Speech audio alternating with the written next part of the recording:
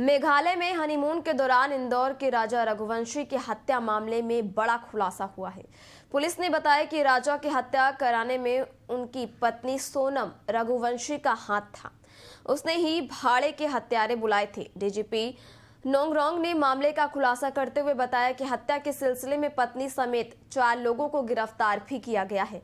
मेघालय के मुख्यमंत्री ने एक्स पर लिखा, राजा हत्याकांड में 7 दिनों के भीतर ही पुलिस को बड़ी सफलता मिली है।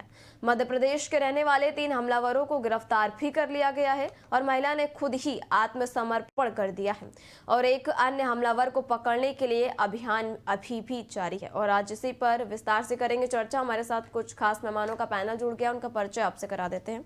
हमारे साथ पीपीएस अधिकारी सुधीर शर्मा जी जुड़ गए और वरिष्ठ पत्रकार सुनील त्रिपाठी जी भी हमारे साथ जुड़ गए और अब से कुछ ही देर में सामाजिक कार्यकर्ता और मनोचिकित्सक भी हमारे साथ जुड़ जाएंगे।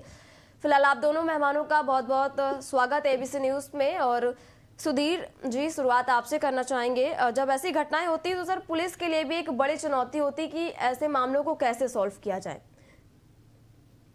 देखिए, एक्चुअल में क्या है कि अपराध तो पुलिस करती नहीं है और आज के युग में जिसके घर में अपराध होता है वो अपने आप को गोपीचंद जासूस, आईबी का एक्सपर्ट, इंटरनेट का एक्सपर्ट, अपने आप को सबसे बड़ा विशेषज्ञ मान लेता है कि सबसे बड़ा पत्रकार भी वही, परिवार में वही व्यक्ति है, सबसे बड़ा जोशी भी वही है, बड़ा ज्ञानी भी वही है और अपने हिसाब से उसका विश्लेषण करना शुरू कर देता है जी।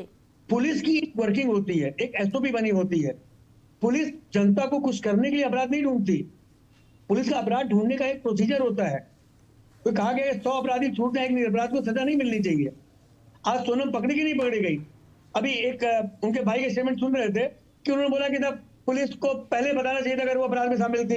अरे भैया बताओ, अगर आपको हम बता देंगे कौन कौन शामिल है, वो होशियार नहीं हो जाएंगे? बस कॉमन सेंस की बात नहीं करते।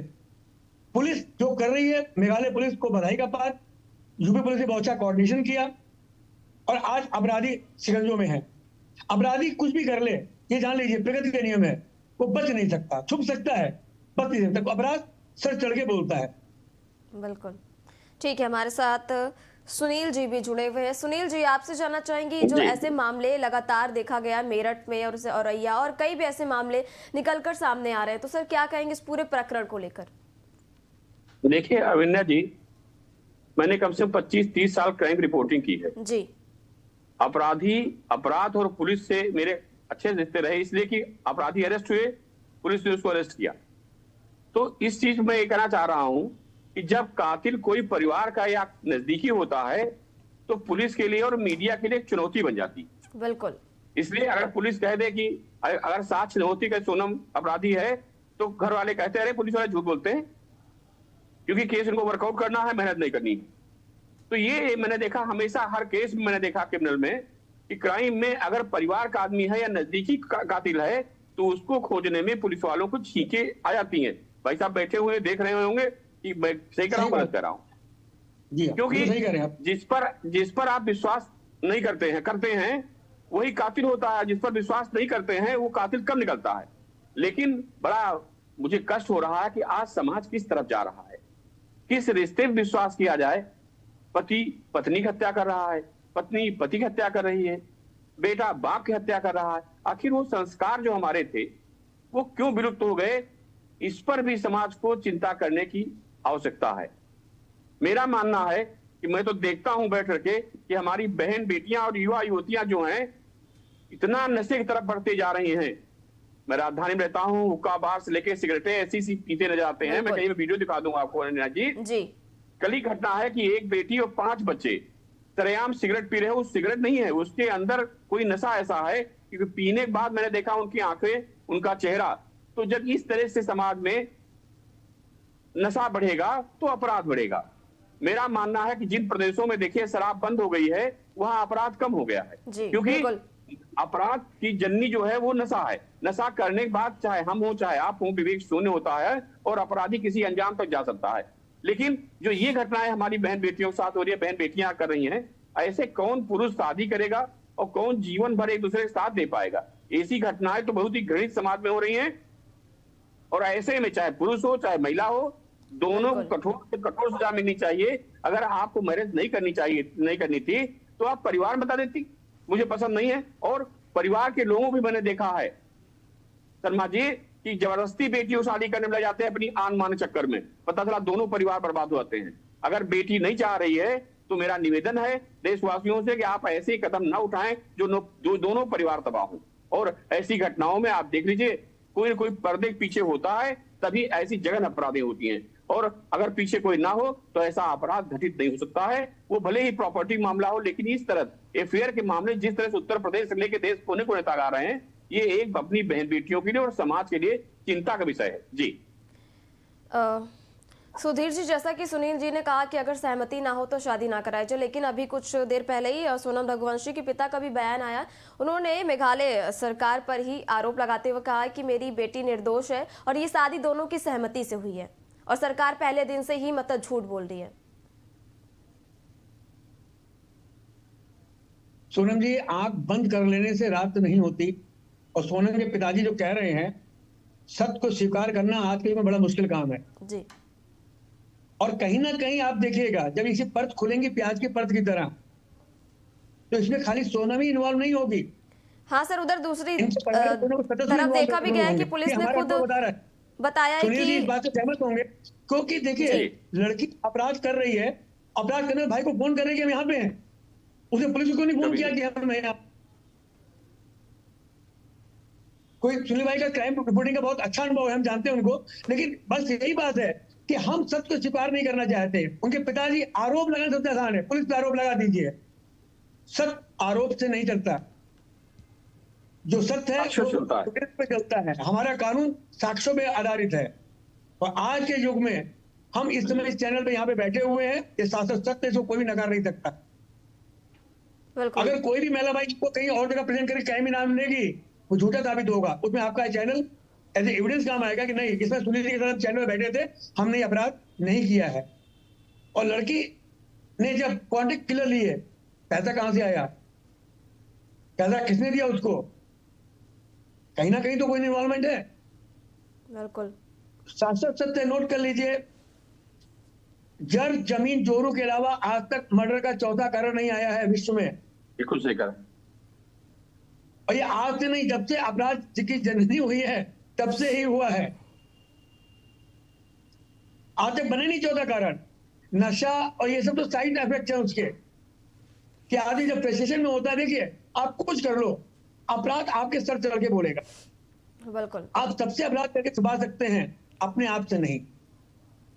और जब अपराधी में आत्मग्लानि होती है तो डिप्रेशन तक में चला जाता है। आपको एक घटना घटित बताते हैं, सीतापुर में एक पति ने अपनी पत्नी की गर्दन काटी और झोले में करके ले आया जी।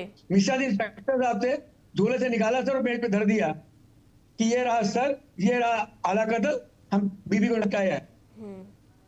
होता है ऐसा कि जुर्म करके अपने आप को रोक पाना बहुत मुश्किल होता है, ये प्रकृति का नियम है। जी बिल्कुल, बहुत कम लोग ऐसे होते हैं कि नीले ड्रम में लाश रख करके घूमते रहे और बाद में पकड़े जाए। लेकिन सर उधर देखा गया कि पुलिस का भी बयान सामने आया जहां पर उन्होंने कहा कि महिला ने खुद ही आत्मसमर्पण कर दिया है।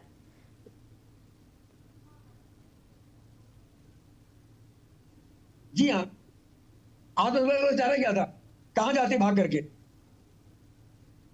वहां से भाग के गाड़ी पर तो आ गई अपने कातिल के साथ में, इसके आगे कहां जाती। तो क्या लगता है कि तारीफ नहीं कर रहे कि यूट्यूब की सर्विस लाइन जो है इस समय इतनी स्ट्रांग है, क्या आप ये जान लीजिए। और नेटवर्किंग सबसे बड़ी बात ये हो गई है कि आज के युग में पूरी उत्तर प्रदेश की पुलिस, पूरी हिंदुस्तान की पुलिस एक दूसरे से ऐसे जुड़ी हुई है जैसे हम आप जुड़े हुए हैं। कहीं कोई क्राइम होता है उसकी डिटेल एक दूसरे के साथ इमीडिएटली शेयर हो जाती, बिल्कुल, और सब लग जाते। ये घटना खाली मेघालय की नहीं थी, पूरी हिंदुस्तान की पुलिस लगी हुई थी। ठीक है सुनील जी, अब पिछले कुछ महीने की बात करें तो पुरुषों के खिलाफ बड़ी घटनाएं हो रही, तो सर क्या वजह निकलकर सामने आ रही है? लेकिन अलग अलग केस देखे गए, उनमें अलग अलग वजह निकलकर सामने आती है, तो क्या मानसिकता लोगों की होती है? देखिए अविन्या जी, मेरा ये मानना है अब एकाकी परिवार कहीं दिखाई नहीं पड़ते। हम लोगों के टाइम में संयुक्त परिवार अब दिखाई नहीं पड़ते, एकाकी परिवारों का एक चलन हो गया है। संयुक्त परिवार जब होते थे तो बच्चे, बेटियां, बहू, बेटा कहाँ गया है, किस जगह गया है, जो बुजुर्ग होते थे वो एक गाइड काम करते थे, देखते रहते थे। आज जैसे ही शादी होती है, सबसे पहले मैं देखता हूं लोग एकाकी परिवार तरफ की तरफ लेते हैं, बीवी लिया अपना लिए निकलिए शहर तरफ। और इन घटनाओं के पीछे यही कारण है कि जब पति पत्नी दो लोग रहते हैं, बीच में जहां तीसरा व्यक्ति एंट्री करता है, समझ लीजिए कि जीवन में तीनों लोगों के कहीं कहीं डिस्टर्बेंस पैदा होने वाला। और आज समाज में यही मुझे दिखाई पड़ रहा है कि शर्मा जी बैठे हैं, वरिष्ठ अधिकारी हैं पुलिस के, संयुक्त परिवार आप चुन लीजिए, शायद उत्तर प्रदेश में 100-200 से ऊपर ज्यादा ढूंढे नहीं मिलेंगे संयुक्त परिवार रह गए हैं। दूसरी बात यह है कि जो आपने कहा, बिल्कुल सही कहा, हम लोग बुजुर्ग कहा करते थे जड़ जोरू जमीन झगड़े जड़ तीन। ये सत्य है। मैंने भी देखा कि जितने मर्डर हुए उनमें ज्यादातर अफेयर के मामले आए, प्रेम प्रसंग रहा, या प्रॉपर्टी रही, या कोई ऐसी घटनाएं व्यक्ति ने देख लिया अपनी आंख से जो स्वयं कंट्रोल नहीं कर सका और हत्या कर दी। इसके अतिरिक्त कोई ना किसी की हत्या करना चाहता है, ना अपराध में जाना चाहता है। लेकिन सर, जो पिता का बयान निकलकर सामने आया उसमें तो साफ तौर पर उन्होंने कहा है कि दोनों की सहमति से शादी हुई है। देखिए, ऐसा है कि बहुत सी चीजें ऐसी हैं, हम आप बैठे हैं, हमारे बच्चे क्या कर रहे हैं, कहाँ जा रहे हैं, पड़ोसी को मालूम हो जाता है, हमको नहीं मालूम होगा। क्योंकि हमारी बेटी हमारे बेटे सामने आएंगे, गर्दन झुका बड़े प्यार से आते हैं, लेकिन जब घर से बाहर सड़क पे निकलते हैं, असली चेहरे उनके तभी दिखाई पड़ते हैं। तो माँ बाप भी विश्वास में रहते हैं कि बच्चे हैं, हमने भेजा है, अच्छे ढंग से अपना कहीं काम कर रहे होंगे। तो उस विश्वास जब बच्चे तोड़ते हैं, तभी माँ बाप समझ नहीं आता कि पुलिस इतना आसान चीज है कि कोई उसके ऊपर आरोप लगाती है, जैसे हम लोग मीडिया के ऊपर कि मीडिया ये कर रही है। यही हाल समाज में पुलिस का है। पुलिस बिना तथ्यों के किसी को अरेस्ट नहीं करती है, क्योंकि न्यायालय में साक्ष्य भी देने पड़ते हैं कि हमने इसको अरेस्ट किया। और रिटायर होने के बाद भी मैंने देखा कई मेरे रिश्तेदार हैं, वो जाते हैं गवाही देने लिए कोर्ट में, अवकाश प्राप्त करने के बाद भी जा रहे हैं। तो हवा में पुलिस तीर नहीं मार देती कि नहीं से मर्डर किया। जी शर्मा जी। ठीक है सुधीर जी, क्या इन घटनाओं को देखते हुए पुरुषों के लिए कोई सख्त कानून बनना चाहिए जो पुरुषों के हित में हो? पुरुष आयोग होना चाहिए। मैं तो अंजना जी एक सेकंड में लूंगा, मैं तो कम से कम 2-3 साल से मांग कर रहा हूं कि पुरुष आयोग का गठन सरकार को करना चाहिए, लेकिन सरकार इस गठन के लिए तैयार नहीं, क्योंकि उसको वोट की राजनीति करनी है। इसी प्लेटफॉर्म में तो अपनी बात रख सकें हम। जी शर्मा जी, आप बोलिए। नहीं, देखिए, कोई भी कानून जेंडर बेस्ड नहीं हो सकता कि मेल के लिए अलग कानून हो, फीमेल के लिए अलग कानून हो। एक ही कानून था, उसको भी खत्म कर दिया गया। कि इसमें अगर मेल फीमेल एक जगह पाए जाते थे तो फीमेल को छोड़ दिया जाता था, पुरुष को जेल भेज दिया जाता था। अपराध अपराध है, चाहे कोई जेंडर करे, और अपराध जेंडर बेस्ड नहीं हो सकता। और इस समाज में ये तो केस आपको पता लग गया, कोई हाई प्रोफाइल केस हो गया तो मेघालय जाके हुआ। आप पता लगाइए कि हिंदुस्तान में इस समय इस तरह की घटनाएं बहुत ज्यादा बढ़ गई हैं। और एक और आपको बताए, हमारे मनोवैज्ञानिक मित्र का कहना है कि इस गर्मी के सीजन में मर्डर और सुसाइड हमेशा बढ़ जाते हैं। आप एक डेट उठा के देख लीजिएगा। बिल्कुल, सुसाइडल अटेम्प्ट, सुसाइड करना और मर्डर, ये गर्मी के सीजन में सबसे ज्यादा होते हैं। आप पूरा अगर आप हमारे डेटाबेस को देखेंगे तो आपको यही दिखाई पड़ेगा। इसके पीछे कोई ना कोई मनोवैज्ञानिक कारण भी है और मनोवैज्ञानिक माहौल भी है। ठीक है, हमारे साथ मनोचिकित्सक डॉक्टर तरुण निगम जी जुड़ गए, उनसे जान लेते हैं। सर, आपसे जानना चाहेंगे, पिछले कुछ महीनों में जैसी घटनाएं निकलकर सामने आ रही हैं, तो आरोपी की क्या मानसिकता रहती है सर कि ऐसी इतनी बड़ी घटनाओं को वो अंजाम दे देते हैं? क्या मनोदशा उनकी रहती है? मनोदशा के बारे में बोलना चाहूंगा कि आजकल यूथ में नशा और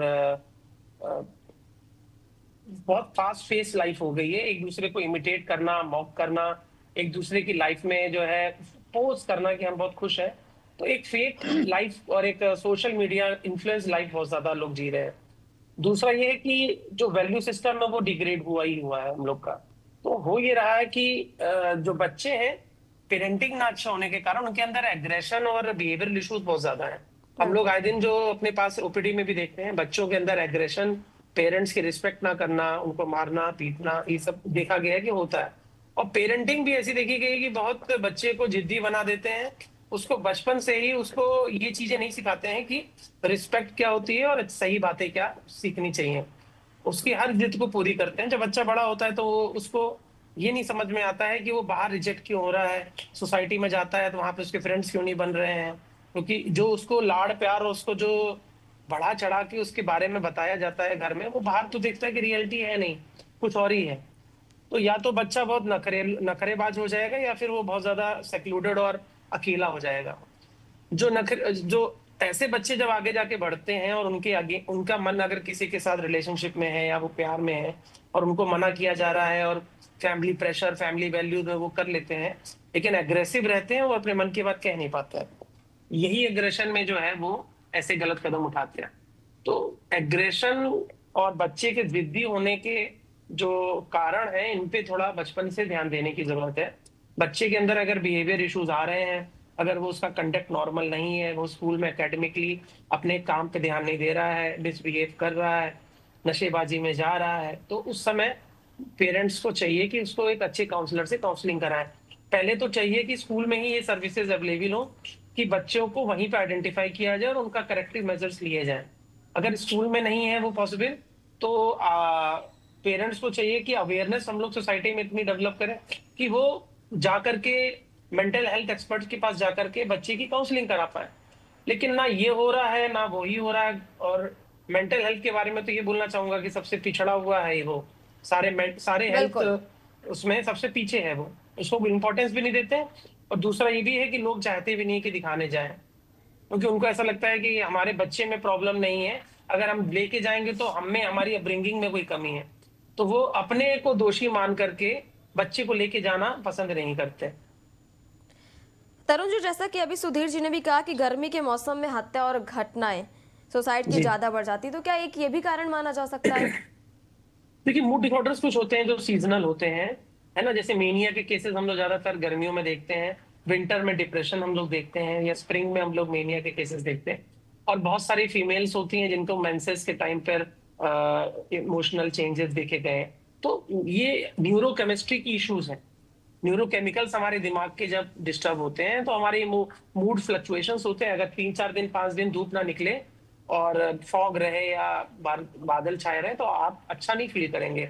नॉर्मल लोगों को भी मूड स्विंग्स हो जाते हैं या मूड खराब लगने लगता है। तो ये तो जो पेशेंट्स होते हैं बहुत सेंसिटिव होते हैं। बिल्कुल। तो देखा ये गया है, हाँ, तो देखा ये गया है कि जब ये सीजन्स चेंज होते हैं तो एग्रेशन या एंजाइटी के पेशेंट्स बढ़ जाते हैं। गर्मी के टाइम पे एंजाइटी और एग्रेशन के पेशेंट ज्यादा बढ़ते हैं। तो सर, ये एंजाइटी सारे, और डिप्रेशन भी माना जा सकता है? हाँ, मतलब देखिए, एंजाइटी डिप्रेशन एक बीमारी है और क्रिमिनल बिहेवियर करना एक पर्सनालिटी है। मतलब आपका नेचर होगा तो आप क्रिमिनल एक्टिविटी में जाएंगे, नेचर नहीं होगा तो क्रिमिनल नहीं होंगे। बीमार होना अपनी जगह है, लेकिन क्रिमिनल बिहेवियर या क्रिमिनल एक्टिविटी बीमारी नहीं होती है। हम लोग रोज पेशेंट्स देखते हैं, मेनिया के पेशेंट्स होते हैं, एग्रेसिव होते हैं, लेकिन कभी वो हार्म नहीं करते। हम लोग के सामने बैठे होंगे लेकिन दे नो कि वो चेयर में जो डॉक्टर बैठे हैं उनको हार्म नहीं करना है। तो वो जो क्रिमिनल एक्टिविटी और बिहेवियर है वो वैल्यू सिस्टम में ही कहीं से है, तभी वो ऐसा क्रिमिनल एक्टिविटी कर रहे हैं। जी। मार देना किसी को वो बहुत बड़ी बात नहीं है, उनके लिए ऐसा होगा तभी तो वो मार रहे हैं। नहीं तो किसी की जान लेना अपने आप में बहुत बड़ा अपराध है, अपराध बोध आपको होगा, नींद आपको नहीं आनी चाहिए। बिल्कुल। तो सर, इसमें क्या प्रिकॉशंस ले सकते हैं? जैसे एंजाइटी और डिप्रेशन में लोगों को देखते हैं गुस्सा, एंगर इतना ज्यादा बढ़ जाता है कि वो सामने वाले को क्या बोल रहे हैं, क्या कर रहे हैं, कुछ भी समझ में ही नहीं आता। कुछ रेड फ्लैग साइंस हैं, मैं बता दे रहा हूँ। नींद ना आना, देर से नींद आना, रात भर जगना, बच्चे का मोबाइल ज्यादा चलाना, या फिर सेल्फ हार्म करना। आजकल बच्चे सेल्फ हार्म बहुत करते हैं। वो कट करेंगे, अपने ग्रिस्ट को कट करेंगे, या फिर वो मैनिपुलेट करेंगे अपने पेरेंट्स को कि हम सुसाइड कर लेंगे अगर आपने हमारी बात नहीं सुनी या नहीं माना, और वो जिद करेंगे। बच्चे अगर ऐसे बिहेवियर में हैं तो आपको चाहिए कि उनको जो है फिर वो काउंसलिंग कराएं। ये रेड फ्लैग साइंस है। नशे में जा रहे हैं और पेरेंट्स का रिगार्ड नहीं कर रहे हैं, एकेडमिकली डाउन जा रहे हैं, जो पहले अच्छा कर रहे थे, तो फिर उनमें ध्यान देने की जरूरत है। जी ठीक है, हमारे साथ सामाजिक कार्यकर्ता नरेश कुमार जी भी जुड़ गए, उनका रुख कर लेते हैं। नरेश जी, जैसे कि घटनाएं जो बढ़ती ही जा रही है, इससे पहले देखा कि मेरठ में यह हत्याकांड और उसके बाद अब ये निकल कर आ रहा है, तो सर क्या ऐसी वजह रहती होगी जो इतना बड़ा हत्याकांड को अंजाम दिया जाता है? मैडम जी, आजकल जो चलन में देखा जा रहा है, बहुत ज्यादा देखा जा रहा है कि इस तरह के हत्याकांड होते जा रहे हैं। उसमें सोशल मीडिया का कहीं ना कहीं बहुत बड़ा हाथ मैं समझता हूँ, क्योंकि सोशल मीडिया के माध्यम से लोग नई नई तरीके, नए नए वो इजाद करते जा रहे हैं और आए दिन अभी मेरठ का कांड था, अभी यहाँ पे एक कपल का गायब होना, इस तरह की जो हत्याएं लगातार बढ़ती जा रही हैं, इसमें शासन प्रशासन की भी कुछ लापरवाही दिखाई देती है, क्योंकि जितना ज्यादा इन चीजों को प्रचार प्रसार किया जा रहा है वो कहीं ना कहीं समाज के लिए दुखदायी साबित हो रहा है। और सर, जैसा देखा गया है कि सोनम रघुवंशी के पिता का भी अभी बयान सामने आया, जहां पर उन्होंने झूठी अफवाह फैलाने की भी बात निकलकर सामने आई, उन्होंने कहा है, और दोनों की सहमति से भी शादी हुई। और जैसी तस्वीरें फोटो में देखा गया है कि कितना खुशी के साथ वो हनीमून पर गए, तो उसके साथ एक घटना हो जाती है, जिसके बाद कई ऐसी अफवाहें भी सामने आई। लेकिन अब निकलकर ये सामने आए कि पत्नी नहीं हत्या की, लेकिन उधर एक तरफ देखा गया कि पिता ये मानने को ही नहीं तैयार है। लेकिन ये भी पुलिस का बयान सामने आया कि पत्नी जो महिला है उसने खुद ही सरेंडर कर दिया। एक जल्दबाजी में लिए गए करते हैं, जो आजकल क्या है, लड़की लड़के जल्दबाजी में एक दूसरे से मिलते हैं और वो शादी जैसी स्टेज पर पहुंच जाते हैं, और जल्दबाजी में लिया गया फैसला उनके लिए दुखदायी साबित हो रहा है। यही कारण है कि देश में आज बहुत ज्यादा बहुतायत में इस तरह के केस देखने को मिल रहे हैं। बिल्कुल। सुनील सर, आपके पास आना चाहेंगे, आपको काफी एक्सपीरियंस है, आपने कई कवरेज भी करी, तो सर ऐसे कई मामले जो निकलकर सामने आते रहते हैं, तो उसमें किस तरीके से पुलिस की कार्रवाई होती है और मीडिया के लिए भी एक बड़ा चैलेंज होता है? अविन्या जी, एक घटना मैं आप याद दिलाना चाह रहा हूँ, लखनऊ घटना है। पत्नी ने पति मर्डर कराया, 97 अबाउट समथिंग की है, और जो क्रिमिनल था उसको बेड के नीचे सुला दिया आपने, क्योंकि मोस्टली कोई आदमी घर में आता है बेड झांक के नहीं देखता है, और पेचकस से उसके इस कान पे चोट की गई, वो इधर पेचकस निकल गया, वो मर गया। उसके बाद में, क्योंकि अब तो सोशल मीडिया है, बहुत चीजें हमारे पास हैं, हम लोग पहुंचे, पुलिस पहुंची, लेकिन ये समझ नहीं आ रहा था। उसने कहा कि लोग हमारे घर में आए, डकैती की, चोरी की, जो नाटक आज चलता है, पहले भी चलता था। लेकिन एक प्रहलाद मिश्रा जी इंस्पेक्टर हुआ करते थे हजरतगंज, उनको लोग मानते थे कि कोई केस नहीं वर्कआउट हो रहा तो प्रहलाद जी को लगा दीजिए। क्या उनकी एक्टिविटीज थी ईश्वर जाने। उन्होंने उसकी पत्नी बुलाया और पूछा उससे कि ये बताइए कि ये जब 2 बजे आप बाहर टॉयलेट में निकली तो आपके वहां आया कौन? थोड़ा क्रॉस क्वेश्चन शुरू हुआ कि पत्नी थोड़ा दिक्कत पैदा हुई, और उसने बोला कि हो सकता है हमें नहीं करा दिया हो। जैसे ही उन्होंने कहा, पुलिस ने अरेस्ट किया, उसके बाद जो है पिटाई की, केस वर्कआउट हो गया। 3 दिन से प्रेमी बेड के नीचे मारने के लिए घूम रहा था और मौका नहीं मिला था। तो सोचिए, आज से 10-20 साल पहले ये स्थिति थी। अब तो जो आप कह रहे हैं जी, सही कह रहे हैं, सोशल मीडिया इतना ज्यादा हावी हो गई है कि हर तरह की पिक्चरें, हर तरह की घटनाएं, जो भी आप पूछिए, गूगल सब बता देता है आपको। ये एक अभिशाप बन गया वरदान साथ साथ हमारे बच्चों के लिए और हमारे लिए, क्योंकि इतने उत्तेजित बच्चे हो रहे हैं। जो डॉक्टर साहब कह रहे हैं, मैं इस बात को मानता हूं और देखता हूं लोगों के बीच में कि जरा सी बात पे सुसाइड कर लेंगे, गोली मार लेंगे, इस तरह से कहते नजर आ रहे हैं और कर भी लेते हैं। एक दौर था कि पिता को हम लोग डरते थे, आज दौर ये कि बच्चों को हम डर रहे हैं, कहीं ऐसा ना हो हमारे हाथ से निकल जाए। समाज दूषित हो गया है, और इस घटना में देखिए तरह तरह के पेच निकल के आ रहे हैं। जो भी शर्मा जी कह रहे हैं, सही कह रहे हैं, प्याज तरह जितने खोदे पुलिस इसको, उतने नए क्रिमिनल निकल के आएंगे, क्योंकि ये मर्डर, ब्लाइंड मर्डर है। इसको खोलने में पुलिस को मैं धन्यवाद दे रहा हूं कि कम समय में वर्कआउट कर दिया है, क्योंकि अपराधी अपराध करने के बाद एक निशान जरूर छोड़ जाता है, ये नेचर है, उसी से वो पकड़ा जाता है, कितना भी शार्प क्रिमिनल हो, लेकिन एक अपराध चिन्ह वो छोड़ के ही जाता है। जी ठीक है, आप सभी मेहमानों का चर्चा में शामिल होने के लिए बहुत बहुत शुक्रिया।